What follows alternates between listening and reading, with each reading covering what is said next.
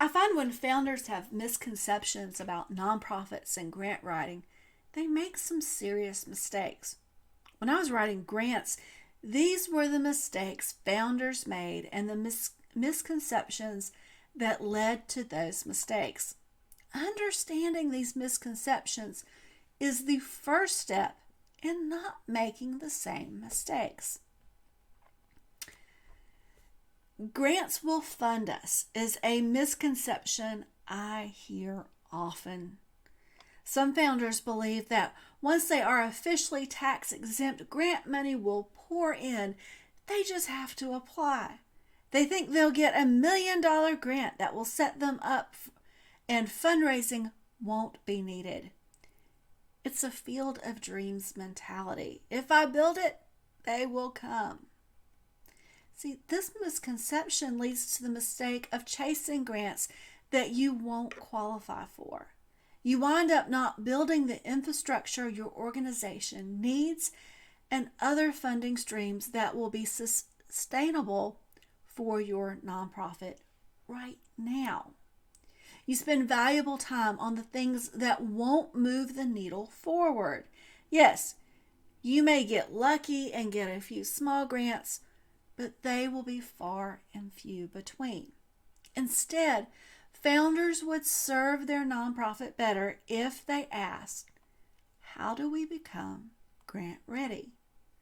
By doing this, you will build the infrastructure needed to sustain fundraising efforts and attract donors. Becoming grant ready has an added side effect of becoming funding ready, no matter the income stream. Another misconception is that grants are a one and done fundraising activity. People new to grants think you sit down, write a grant, mail it out, and get a check in the mail. It's almost magical. When you buy into this misconception, you run into all kinds of trouble. Grants are a process and require more time than most people think. Planning is about 80% of grant writing. Writing the grant is 20%. Then, if you get a grant award, you have to keep track of expenses and receipts so you can report back how you've spent the money. And that's at a minimum. Some foundations want press releases, social media coverage, and other creative ways that give them community awareness. Some will have a list of expectations you have to meet. Government grants come with a manual on how to execute their program. Founders can avoid the mistake by asking, how do we set up the grant process?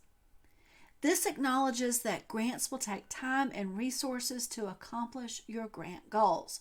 Creating a process for your organization that works for your nonprofit helps you direct and manage resources that will give you the best chance at getting the grant.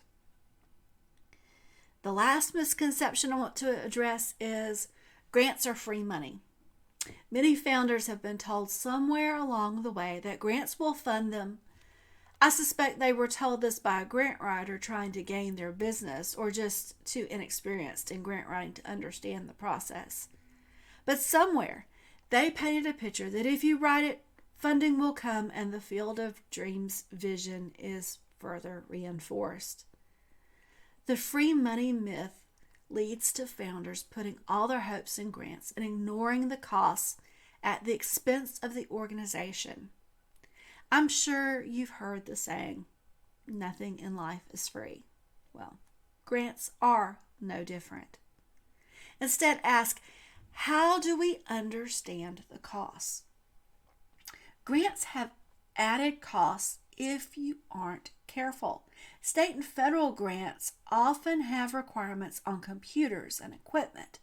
I've also seen organizations get into trouble when they forget to add in the human resources needed to run their program. If there isn't funding outside of the grant or volunteers, you will find yourself scrambling to meet the client's needs.